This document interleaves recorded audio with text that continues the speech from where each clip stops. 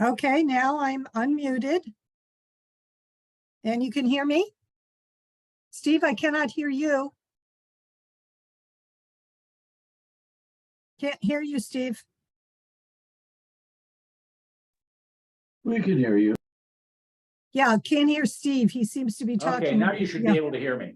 Yes, now I can hear you. Okay. All right. Well, welcome. I apologize for canceling, but I had pneumonia and I lost my voice for 5 days and I didn't have any energy to even sit up.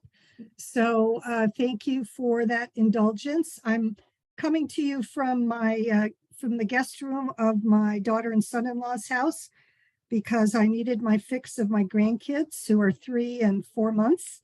3 years old and 4 months, and they need their Nona. So Nona's here. I will only be doing 2 of the 3 advertised sessions. We couldn't work out a third time. And the first one has to do with the Gospel of Mark. I'm aware, and there were a lot of hopeful presentations that were given, but as you can see, the title of this particular session is Not So Fast, Lingering at the Cross in Mark's Gospel. We don't get to the hope until we go through Good Friday and the crucifixion. So that's what I am going to be focusing on today. And I'm going to share some PowerPoint slides with you and narrate them as we go and share some artwork. And I want you to feel free to raise your hand in the chat. And Steve, you can keep track of people who are around the table because I can't see them all. And if they have a question while I'm presenting, I'm not going to have a formal question, so I'd rather have questions as we go. So Steve, you can let me know that. All right. All right. So we are going to begin with, all right, I'm going to, all right, Not So Fast, Lingering at the Cross in Mark's Gospel. And I want to talk as a frame for our thinking about Mark and the ending of his gospel, to talk about the issue of suffering and trauma. And to begin with a quote from David Carr, who wrote a very good book called Holy Resilience. I recommend it to you highly. I require it for my Doctor of Ministry students. And he says quite frankly that the Bibles, both of Judaism and of Christianity, are a written deposit of centuries of survival of suffering and of communal resilience. So I really want you to wrap your heads around this notion of the Bible as a witness to, as a response to suffering, and basically to the many traumas of Israel and of the early church. And when you think about Israel, what's the first trauma that comes to mind for you when you think about Israel's traumatic history? Anybody?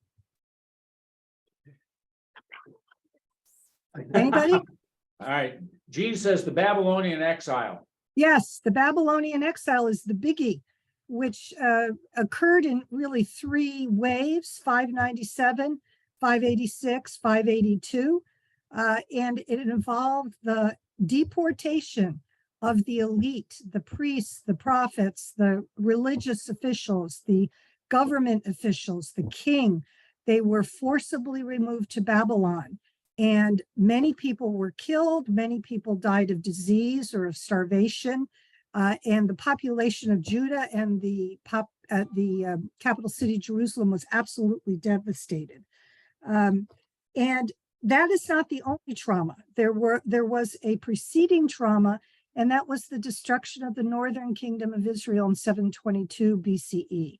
And the population, again, being forcibly removed by Assyria to remote parts of the Assyrian Empire and other conquered people into the northern kingdom. And then once Babylon is knocked off and Persia allows Israel to return, there is tight control from the Persian government. And then we knocking off the Persians, and we get a Seleucid rule among the Greeks, and we get a turn in that rule to under Antiochus IV Epiphanes in 175 BCE. And Antiochus makes it a crime punishable by death to practice the Jewish religion. You can't own a Torah, you can't circumcise your sons, you can't gather for worship. And then finally, the Romans knock off the Greeks, and we get Roman oppression and very heavy taxation.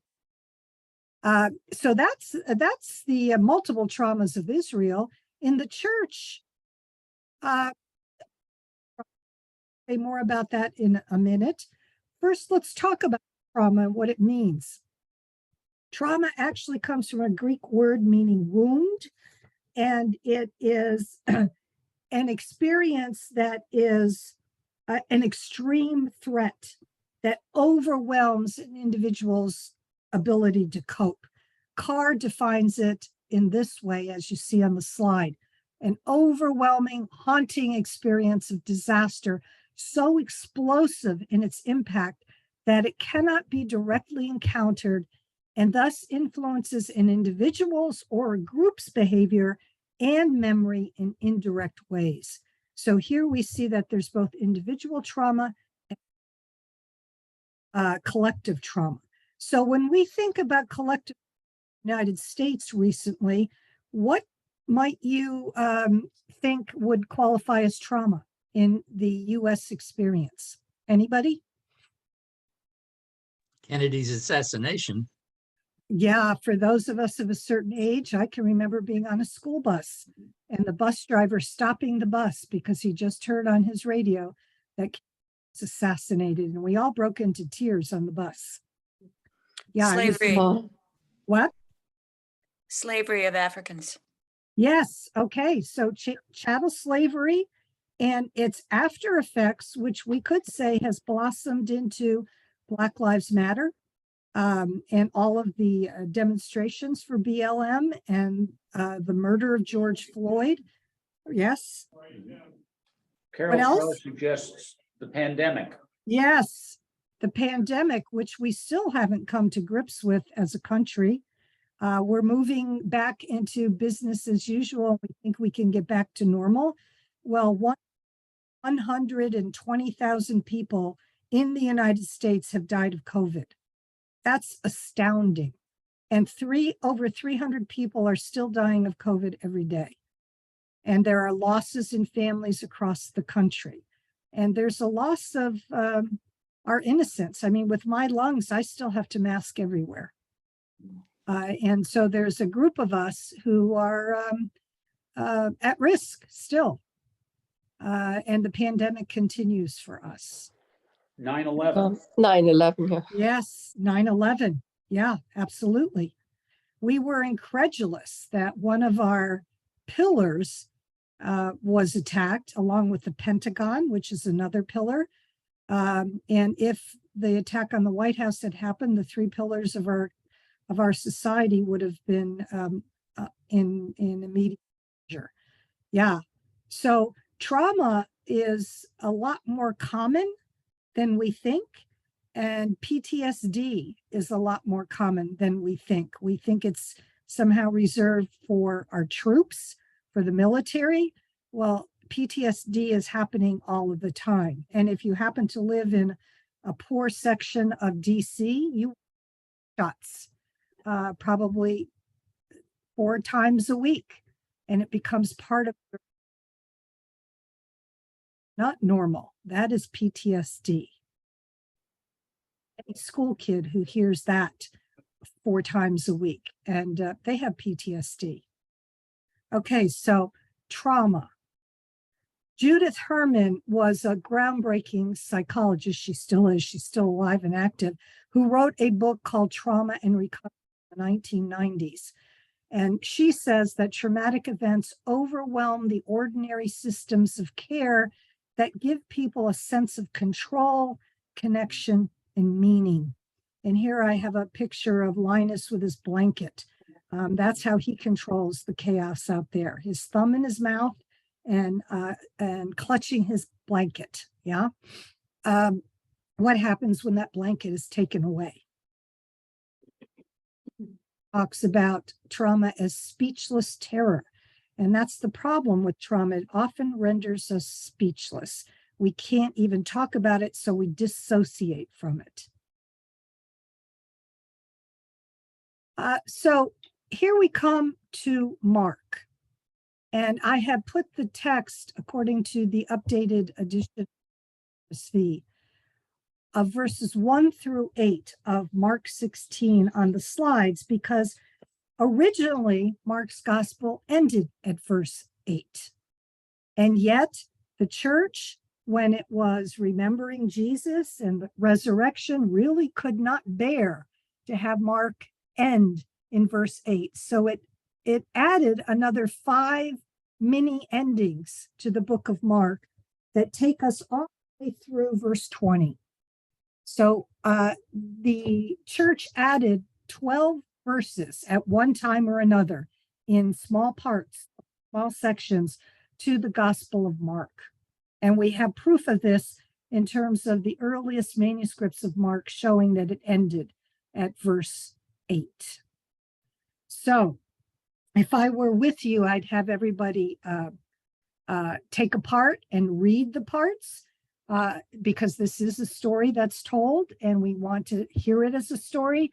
But unfortunately, because we're in this mode, I'm going to read all of the 8 verses. Okay, so when the Sabbath was over, Mary Magdalene and Mary, the mother of James and Salome, brought spices.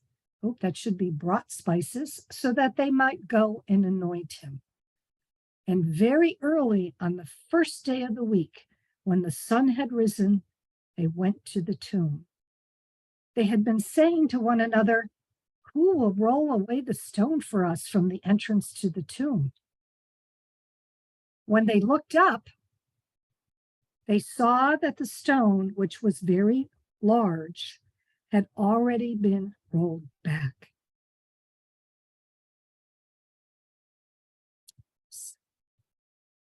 Oh dear. Sorry. Having trouble with my mouse. As they entered the tomb, they saw a young man dressed in a white robe sitting on the right side, and they were alarmed. But he said to them, "Do not be alarmed. You are looking for Jesus of Nazareth, who was crucified. He has been raised. It's not here. Look, there is the place they laid him. But go, tell his disciples and Peter that he is going ahead of you to Galilee. There you will see him, just as he told you." So they went out and fled from the tomb, for terror and amazement had said nothing to anyone, for they were afraid. Just sit with that for a minute. Just sit with that. That's how Mark's gospel originally ended, in silence and in terror. This isn't Matthew's ending to the story, Matthew 28, where the women were not silent and they told the disciples, right? In Mark, we have total silence and we have fear and terror. Would you say the women have been traumatized? Yeah. Yeah, they went expecting Jesus to be there, and instead they met someone else, maybe an angel. All right.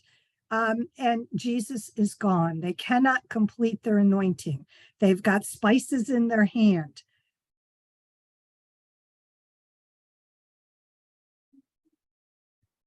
So what Is does it Mark where they assume that it's the gardener, and Matthew where they assume it's the gardener and not Mark? No, Matthew does not mention that in the ending, that it was the gardener.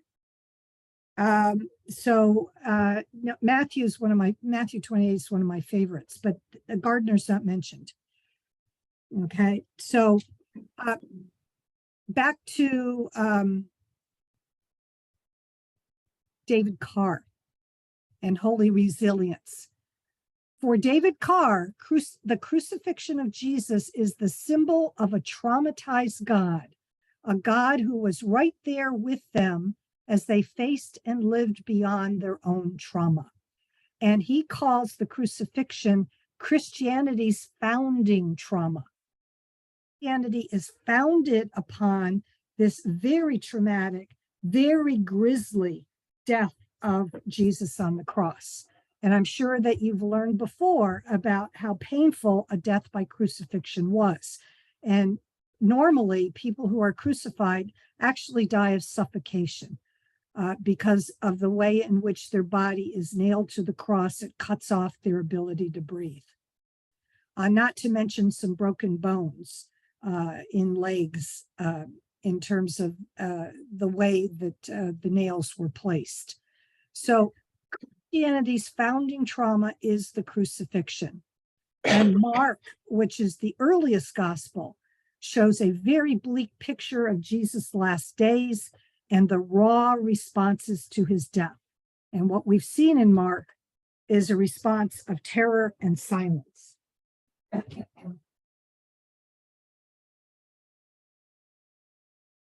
Excuse me 1 minute.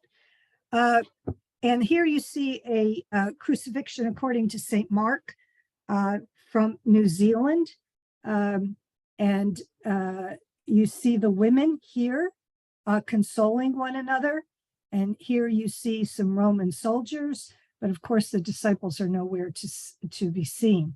And here is the Eli, Eli, lama sabachthani, why have you forsaken me? My God, why have you forsaken me? So here is a symbol that is potent in the early church, the symbol of Christ crucified. For Romans, the cross is a symbol of humiliation, and it's an expression of rebellion that needs to be repressed. And so these crosses are very prominently displayed. And the Romans crucified thousands of people under their rule as a way to repress rebellion. For Christians, the crucifixion became the proud symbol of the Jesus movement. So there's a huge redefinition of this trauma in the early church. Now, that brings me to Samuel Bach. And you're saying, why are we going to Samuel Bach in the midst of talking about all this trauma? Well, because Samuel Bach himself was dealing with trauma. And for him, it was the trauma of the Holocaust, or as Jews call it, of the Shoah. Shoah means destruction. Holocaust is an English word for whole burnt offering. And Jews refused to look at themselves, the 6 million murdered, as offerings, sacrificial offerings to God. So they talk about the experience in World War II as the Shoah, which means the destruction. Samuel Bach was born in Vilna, Poland in 1933 at a very precarious time in European history and world history. From 1940 to 44, Vilna was under Soviet and then German occupation. And Bach began illustrating or exhibiting his work in the ghetto of Vilna when he was only 9 years old. He and his mother survived the Shoah, but his father and 4 grandparents all were killed by the Nazis. And at the end of World War II, he fled with his mother to a displaced persons camp.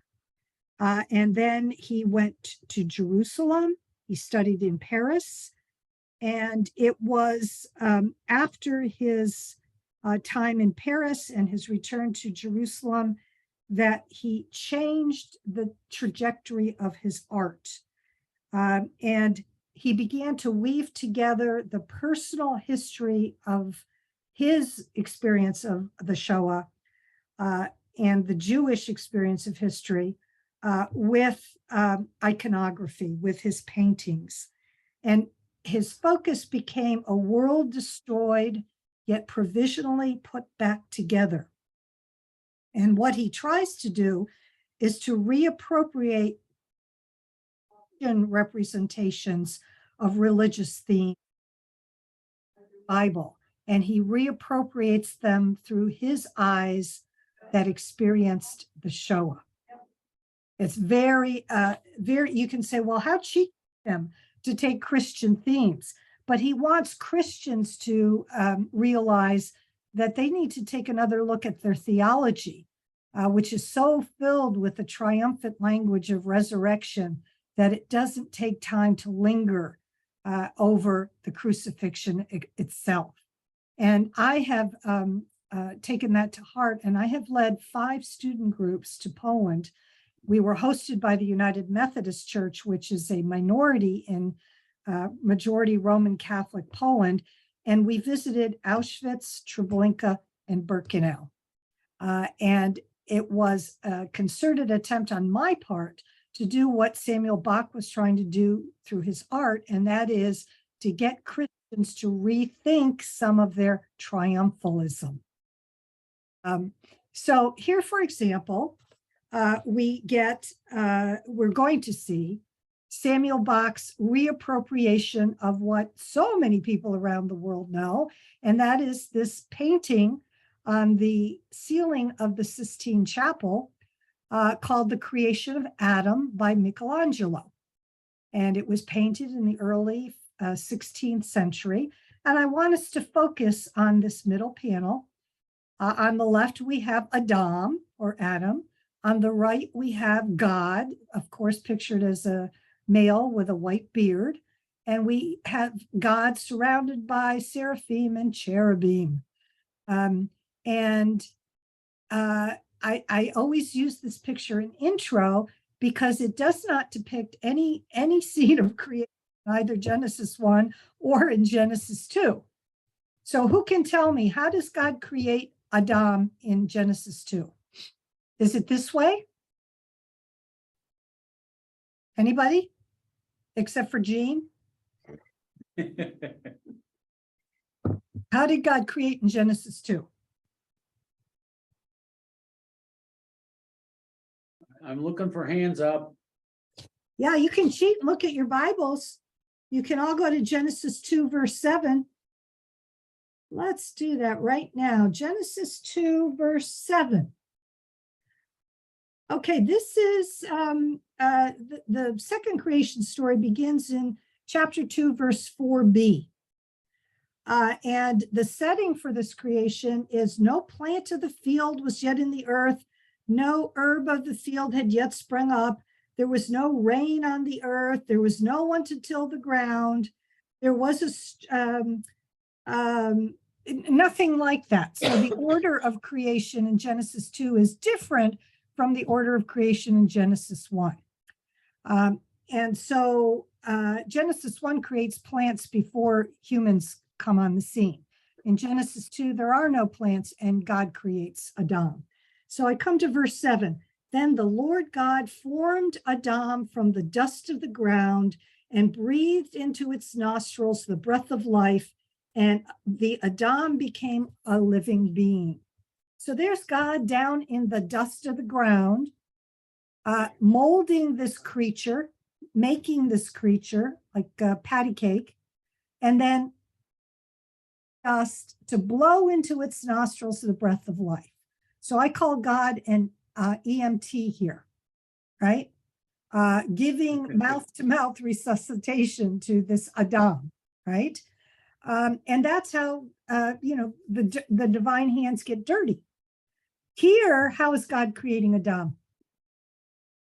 Look at that finger, that powerful finger of God reaching out to the finger of Adam to it's kind of like a Tesla, plug it in and you get energy. So God is giving divine energy to Adam in this Michelangelo painting. And it's really pulsing with life. I mean, look at the muscles in God. Look at the musculature in Adam. It's striking, right? So what does Samuel Bach do to this creative moment? He wants to speak to uncreation because that's what he Shoah. And think about Mark's gospel. What have the disciples experienced but uncreation? Here, they've been following Jesus. There's hope for a new future. And suddenly Jesus is gone. He's been crucified and he's gone. What will become of them? That is an uncreation for the Jesus movement. So, oops. That should not be there. Okay. I'm sorry, this is not the right slide set. Oh, dear Lord. I'm going to stop my share a minute and apologize. Let me look for.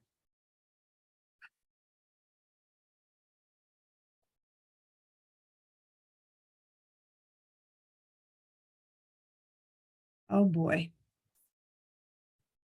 Well, you know what? The slide set that I worked on is not here. That's my bad. I worked on that all week and it's not here. Oh dear. Oh no, there's no sip. Oh dear, dear, dear.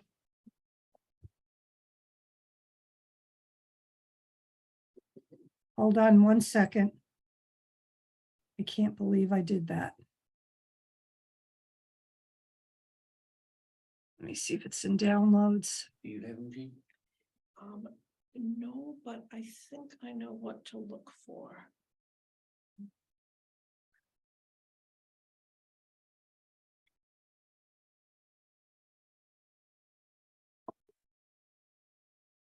Oh dear. Oh dear. Okay.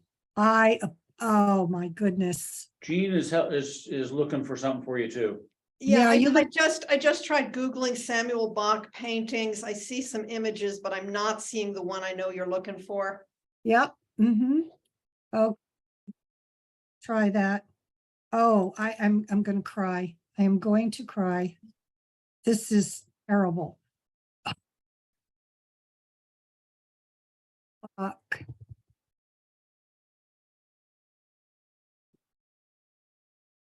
Okay.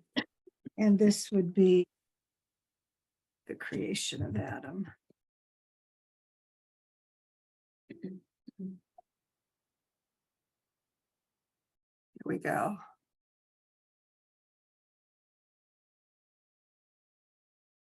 Creation of wartime. Okay, this is what I want. All right. Let me go back to screen share. Oh, I so apologize for this. I'm mortified. Oh, I found it. Okay. What can we? Email it what to can me. we? Oh, okay. How? Yeah, I found it too, and I'm having trouble getting it up. It's this one. All right, so I'm looking for. How did that happen? Exit full screen. Okay, so now I'm on Zoom. I'm going to search I'm going to search for Bach, creation of Adam. BAK. No, it's creation of wartime. Creation of wartime. Creation of Wartime. wartime. Yeah. Here's the picture if you want to see. Oh, yeah. It's yeah. Yeah, no, Hold my okay. phone if you want. Oh, no, I can, yeah. Oh, interesting. I can actually Google it online. Share screen. But yeah, if you Google it and then share your screen. I'm not sure what I. Here we go. Can you see There we go. that? Can you all see that? Yeah. All right. Yeah. All right. There You got there is- faster than I did. All right. This is called Creation of Wartime. And it is a reappropriation of that Michelangelo painting in the Sistine Chapel. So now who is Adam right here? Who is that? It looks like it's the painter. I would assume Bach himself. Mhm. Well, it's actually meant to be any Jew who is in a ghetto Okay, And look at what is surrounding him. Here's a missile. Yeah. Here's broken pieces of dinnerware, a broken chair, Yeah. walls that have been bombed out. Look at, there's a bomb behind him. I can't help but think of the Ukraine, right? Yep. Yeah. And what people are dealing with in the Ukraine now, right? Yeah. And here, God, who is seemingly absent, is he not? Yeah. Yeah. And all that's left is the forearm and the finger, and it's being held up by string with a nail on the wall. So in Bach's reinterpretation of this, God being visibly present in the Michelangelo portrait is now a God who is absent and disempowered, and who is not able perhaps to give life to Adam again. The question remains in the air, yes? And what do we see in the background here? What do we see here? Looks like a factory smokestack. Yes, but let's think about the Shoah again and think about the smokestacks of Auschwitz and Birkenau. Yes. And look at this. There's a cross over on the right, shawl wrapped around it as a death shroud. That. And here you see two yods. And yod is the symbol in sacred Jewish texts for the divine name Yahweh, because it's too sacred to print out. And these yods look very tattered.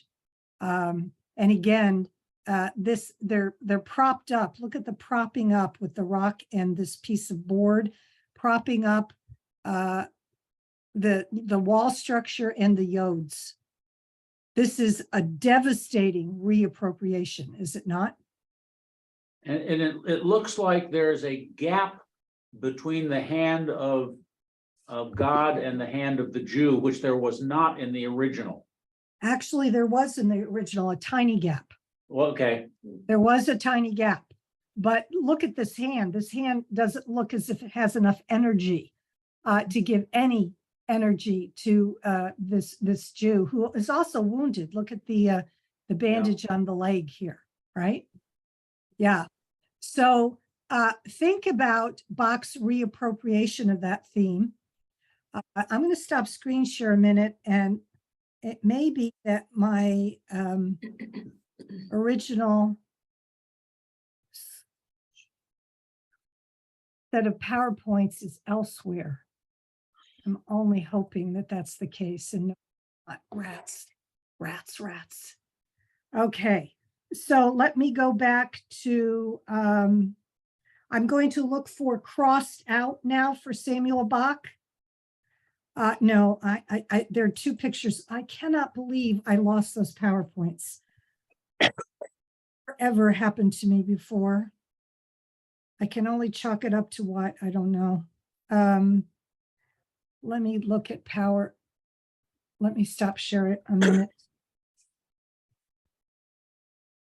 No, that's the old one that I redid. Nope, that's Zoom. Had a tech assistant when I was teaching. Nope. Okay, so here we go. We're going to look for, Jean, can you look for the photo of a young boy in the ghetto? And I will look for Samuel Bach's crossed out. Young boy in the ghetto. Yep. We're going to dispense with this, and I'm going to stop share here. All right, I'm looking for young boy in the, no, Okay. I'm looking for crossed out. Okay.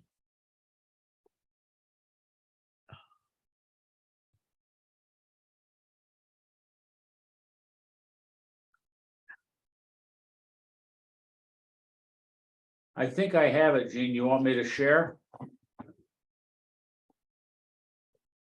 Okay, let's see what you have. Yeah, I found mine too. I think if you know what you've got, so go ahead.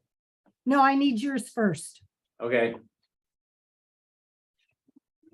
Not sure that's the one. Well, let's see. Let's see. Hold on. Got his arms up, his hands up. Yes, Mm-hmm. That's the one.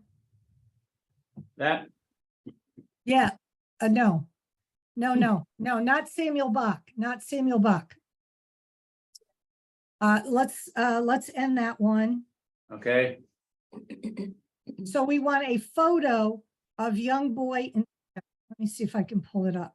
And I had this all on my PowerPoints. Photo of young boy in ghetto with hands up. Okay. Yep. It's we think it's a boy in the Warsaw ghetto. Yep. Here it is. there it is. Okay. Can you see that? Not on, no, you haven't shared it yet, but I, Okay. Copy image. Okay. All right, I'm going to screen share. Here we go. Come on, share screen. Here we go. All right. yeah, The identity of the boy is still contested. So this caption identifies him as Zvi Nussbaum in the Warsaw Ghetto in 1943. This was taken by a Nazi photographer. And again, people are claiming to be this boy, but we don't know. First, you see the Nazi soldiers. Then you look.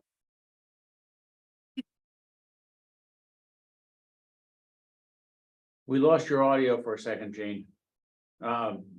Denise, Oh, you lost my, really? Yeah,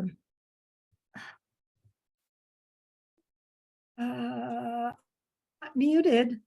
we can, no, we just lost it briefly. Oh, okay. At All the key right. part of the sentence. Okay.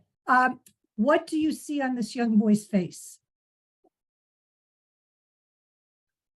Do you hear that? Yeah. Yeah. One word to describe the boy's face. I guess he's really scared. Yeah. I would say he's terrified. He's Yeah. terrified. And if this is his mother, she's looking at the guard saying, what are you going to do to my son? Right. But he looks absolutely terrified. He looks as if he could burst into tears. Right. Yeah. Yeah. All right. So that is a very famous portrait. Now I want to show you what Samuel Bach has done to reappropriate this image in light of his Shoah experience. See that? Yeah. Okay. Uh-huh. All right. So what has happened to this young boy? What is he carrying? Cross. Yeah, the woods of the wood of the cross, perhaps. Yeah. And we can't see his face. So his death shroud has now covered. Death shroud. He is as good as dead, and his face is covered, perhaps to protect him from seeing what is about to unfold. His hands are still up. But, you know, if we could juxtapose the two pictures, this is just, it takes your breath away, does it not?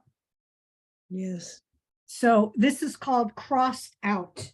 And so the wood of the cross now becomes an X on this boy's life. He is crossed out. All right. So let me go back to the PowerPoints that are not the PowerPoints I wanted to show you.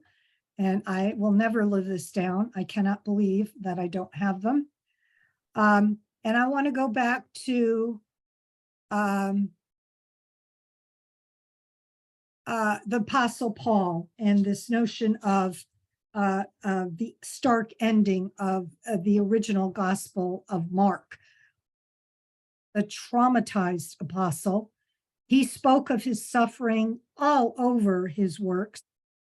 Corinthians, in Acts, what others saw as weakness, Paul saw as strength. So in Philippians, he says, I want to know Christ and the power of his resurrection and the sharing of his sufferings by becoming like him in his death. And in 2 Corinthians 4, we are always carrying in the body the death of Jesus. Now think about those in light of Samuel Bach's Crossed Out, and that little boy now who's carrying the pieces of the cross and whose head is wrapped in his death shroud.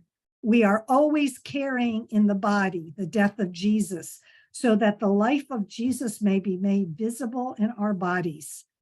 Carr, in his book, Holy Resilience, says repeatedly, Paul takes Christ's crucifixion as a model for his own suffering and for the suffering of others. In Philippians, Paul says, brothers and sisters, join in imitating me.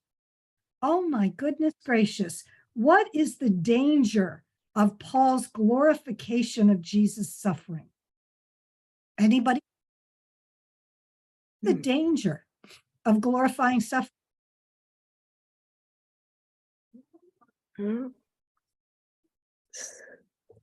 It can Carol? justify inflicting suffering on others. Yes, yes, Carol. It can justify inflicting suffering on others and also taking more suffering upon ourselves and thinking it's normal. Oh, yeah, oh my goodness, I've got this disease. Oh my goodness, I lost a family member to COVID, but it's okay. I'm suffering like Jesus. No, it's not okay. Glorification of suffering is a way not to deal with one's suffering. It's a way to sublimate it, sublimate it, and that's not really good pastoral care. And I have to tell you, I teach military chaplains, and a lot of the chaplains adopt this notion of suffering. And that's dangerous in the military, because in the military, they're told constantly, you know, don't whine, don't complain. That's a sign of weakness. You have to be tough. And so when you combine that with a religious message, it's really SD creating for a lot of military members. It's not the kind of pastoral care that I like to give. So let us go back to this notion of stiff upper lip when you suffer, or trauma in our own behavior, so that we can control it. So Israel, when it dealt with the traumas of all of its exiles, always fell back on the trope that we disobeyed, we violated covenant, therefore God is punishing us. And that self-blame was a way for Israel to see itself as empowered in an otherwise helpless situation. And Serene Jones has argued that for many suffer deeply, the only thing that frightens them more than the idea that God is punishing them is the idea that God is not in charge at all. Think about that. I want to read that again. I want you to soak in what Serene is saying. For many who suffer deeply, the only thing that frightens them more than the idea that God is punishing them is the idea that God is not in charge at all. Because a God who is powerful and a God who judges is a God who's in control, and that's reassuring. So if we just change our behavior, we can be saved.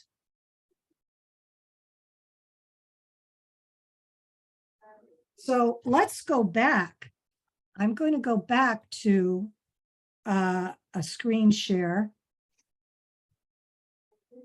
that focused on, and now it's no longer visible. Why is that? I wanted to go back to creation of wartime and look at, let's see, is it there? No, it's not. Okay, do you remember creation of wartime? Where God, according to Bach, God's figure is absent from the painting, right? And all we have is the forearm with, this hand that looks very limp and unpowerful, right? So Bach is saying, no, God's not even present. God is not even present. All right. So what is Mark saying now at the end of the Gospel of Mark? If the women leave in silence and they told no one, the tomb is empty, what is the community gathered around Mark thinking at this time? What would they be Well, thinking?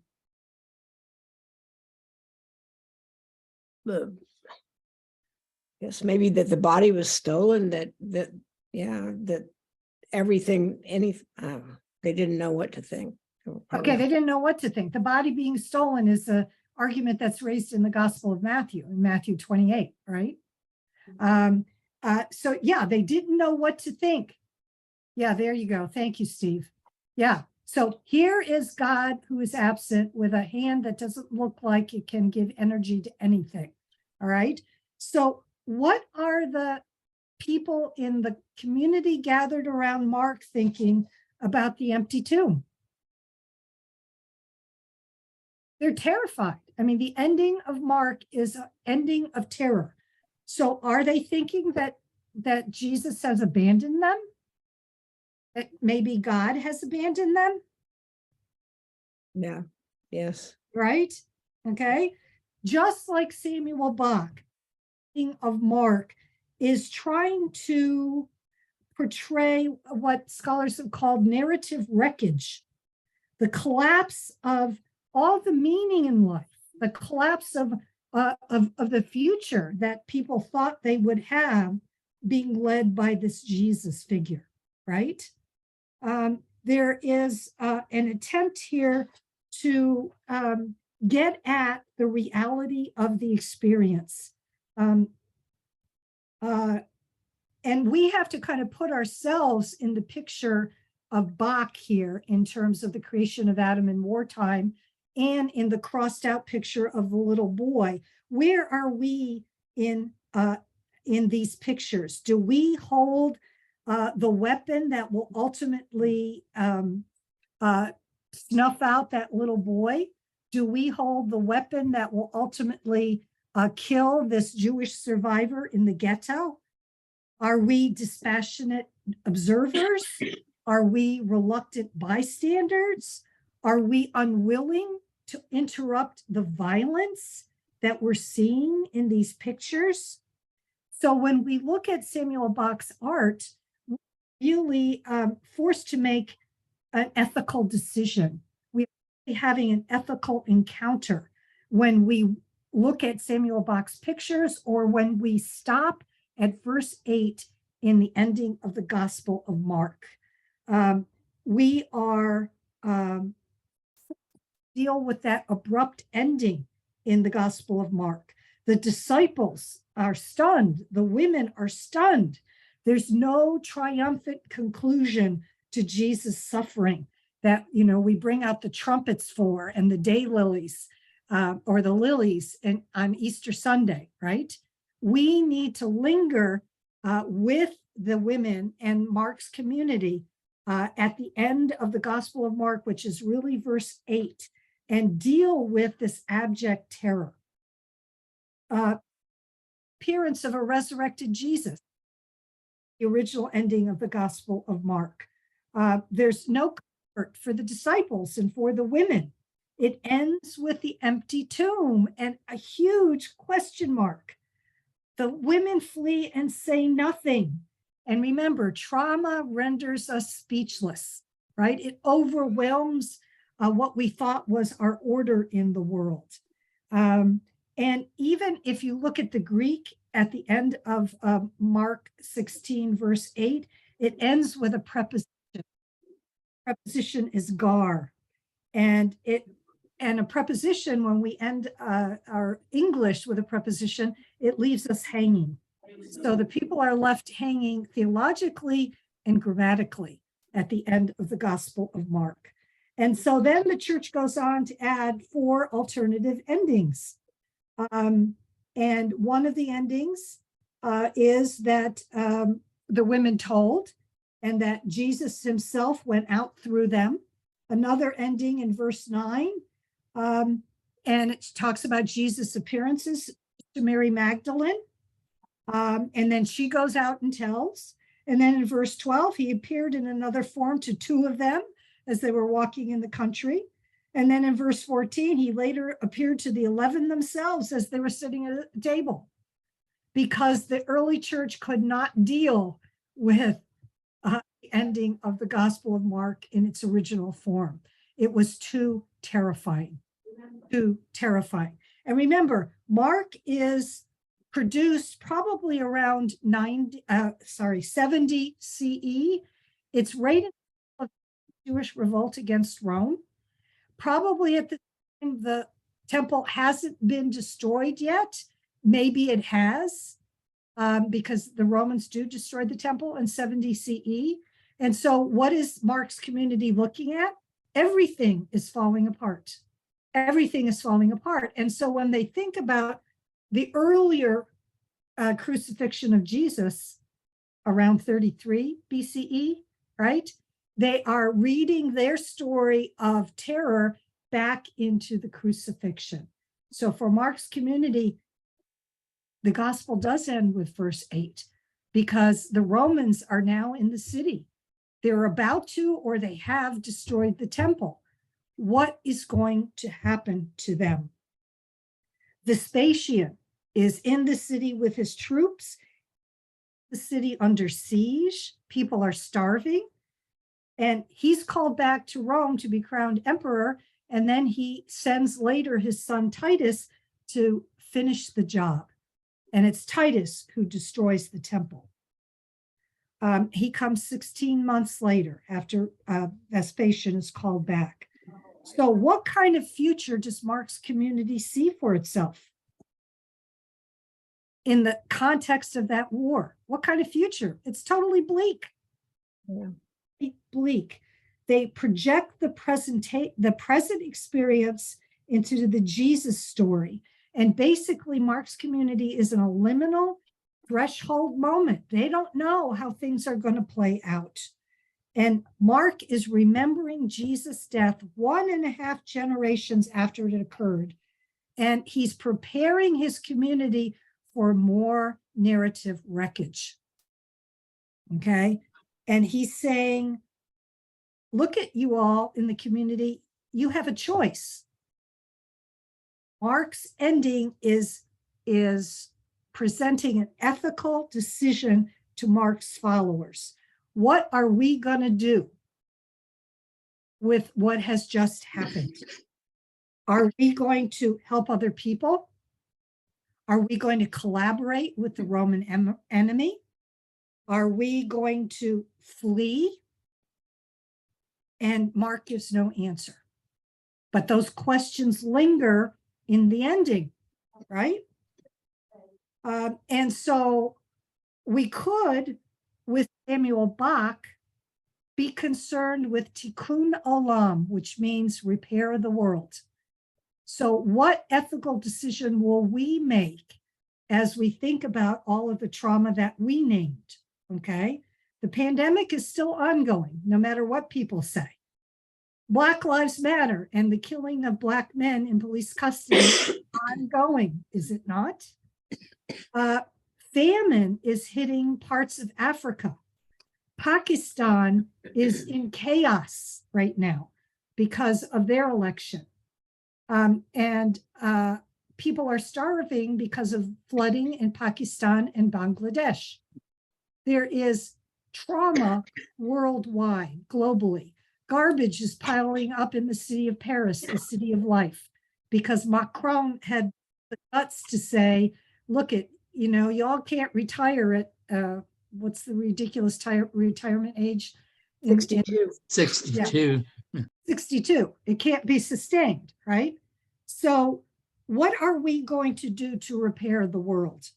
And the gospel ending in Mark the original gospel ending keeps us in this world. If we jump to all of the additions that were made to Mark's gospel and all of the triumphalism, I think it makes it harder to relate to the world as we are experiencing it now, or as many of us are experiencing it now, because among the elites, I'm not sure any of this is touching them. And by the elites, I mean the 1.5%. I don't think they actually give a damn, frankly. Maybe Warren,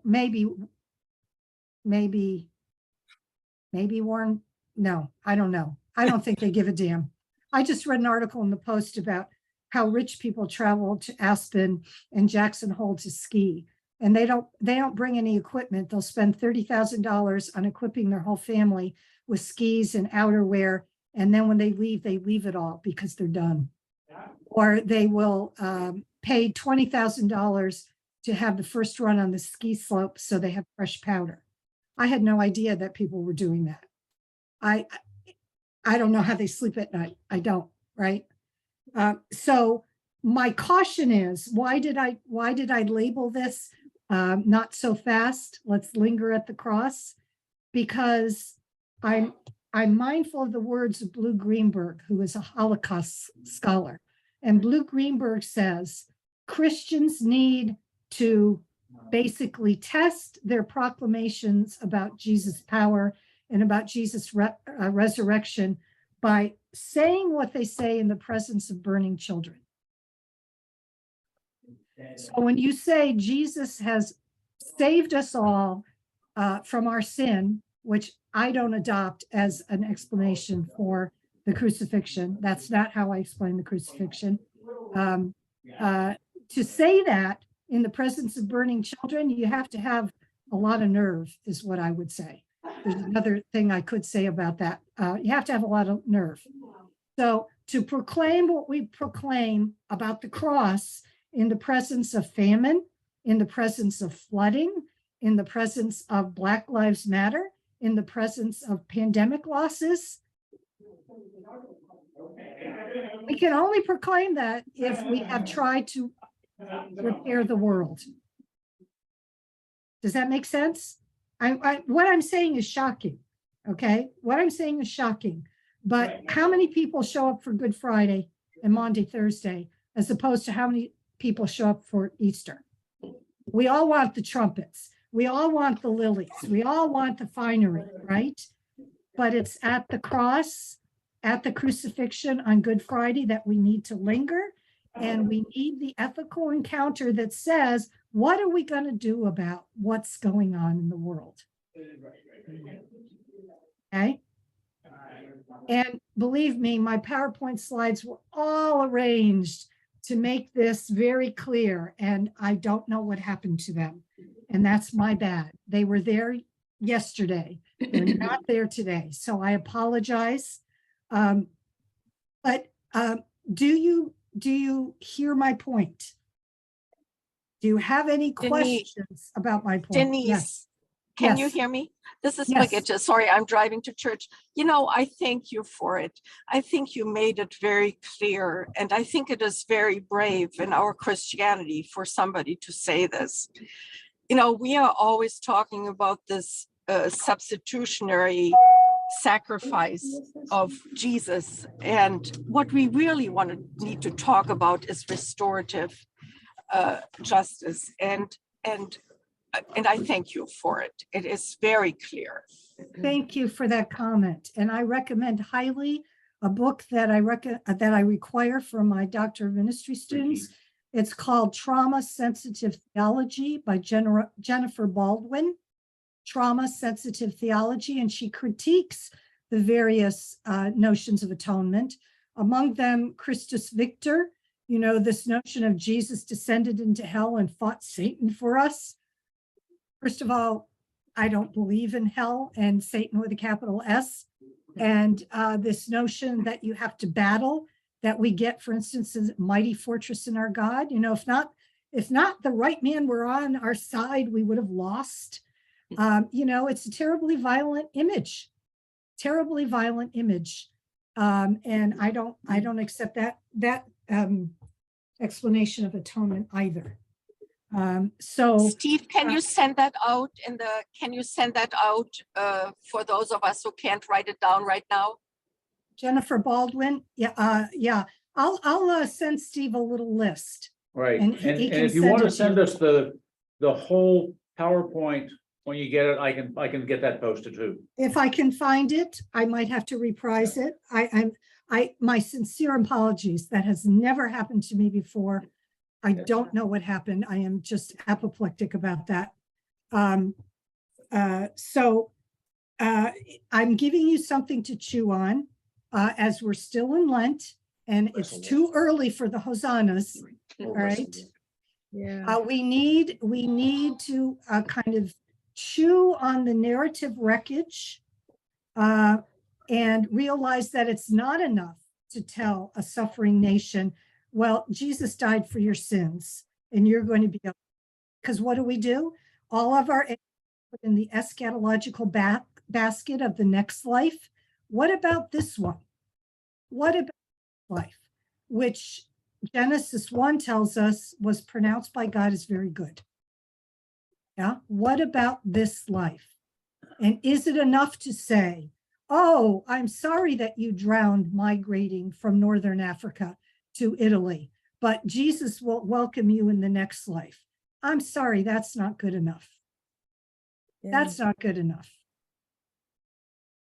John Gaffney has put up a comment that's Yes. really a question that's probably a semester's worth.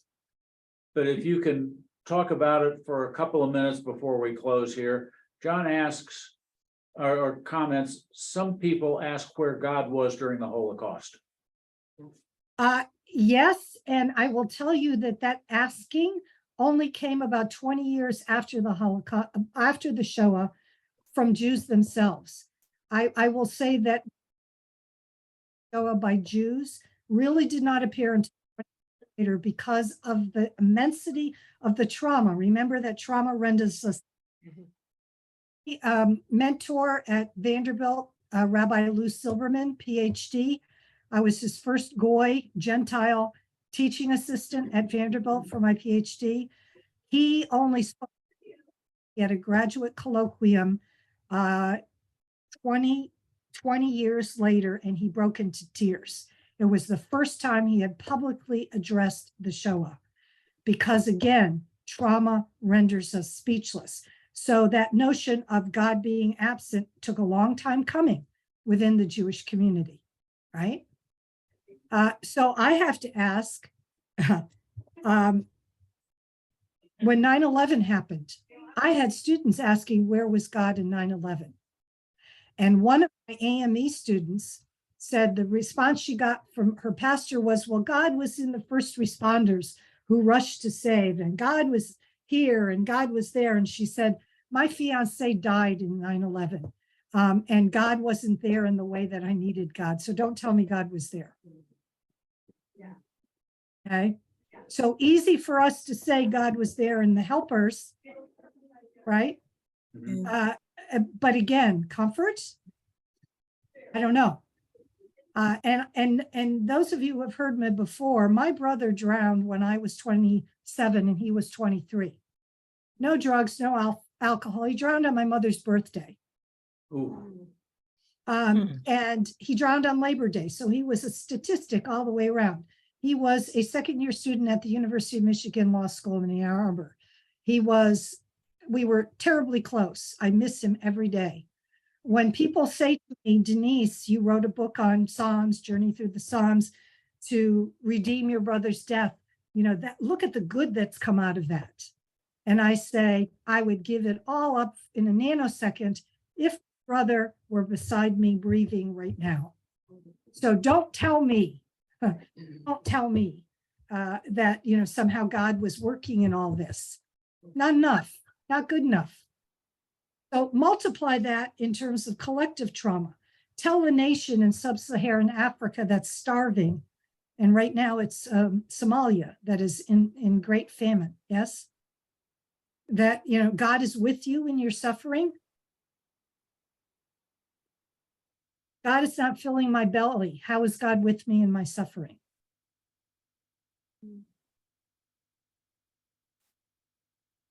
So in the throes of trauma, when you are struggling for speech to even begin to articulate the trauma, you need to sit with people, things like God is absent, and not rush in with, oh no, God is with you, God is with you. That is not pastoral care. That is pastoral care that wounds further. Okay. And Joni, I just see in the chat, you have said that Samuel Bach has donated a large collection of his art to the University of Omaha and has set up a learning center there to promote discussion. And oh, you and Larry heard him speak. Come visit Omaha. You can stay with us.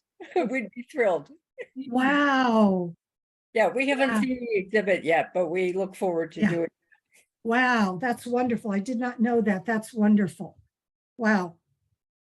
So those are the kinds of things I want you to chew on in Lent. I refuse to look at happy texts during Lent because that's not what Lent is for. Lent is supposed to prepare us for crucifixion, right? We're supposed to walk with Jesus to Gethsemane.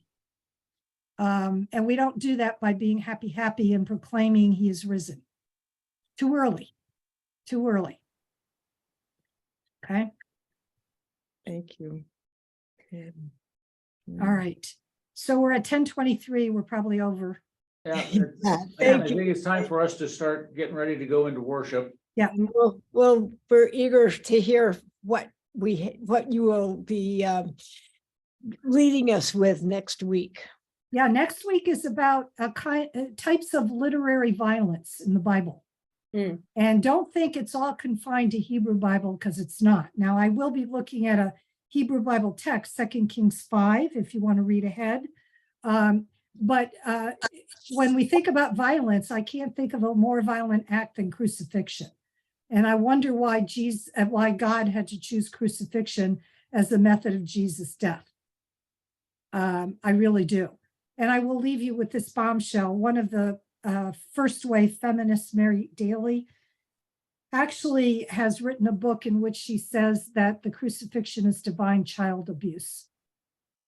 And think about that in connection with Genesis 22, where Abraham is told to sacrifice Isaac, his firstborn and heir to the promise, and realize that the Gospels quote from Genesis 22 very, very often to talk about Jesus and his march to crucifixion. The parallels are striking between the two texts, right? And I have students who really jump on Abraham and say, well, why didn't he speak up and argue with God the way he argued about the fate of Sodom and Gomorrah? He said nothing and he was just totally obedient. Oh, question God allowing Jesus to be crucified in the Gospels. And I'm thinking you can't do one without doing the other, especially because those two texts are tied so closely together by the way in which Genesis 22 is quoted frequently in the Gospels. So those are the things that, we don't talk about often in Sunday school or from sermons. And I think we damn well ought to. Thank you. Thank you. All right. Okay. So on that happy note, Yeah. have a Blessings on blessed you. week. Have a blessed Looking week. for some hope. There has Those are tough things for us to be wrestling with for the next week. Yep, and I'll make sure my PowerPoints are all there. I got done yesterday, but I don't know where they went. Okay. All right. Thank All you. right. See you Bye-bye. next week. Okay. Bye-bye, Denise. Bye. Thank you all.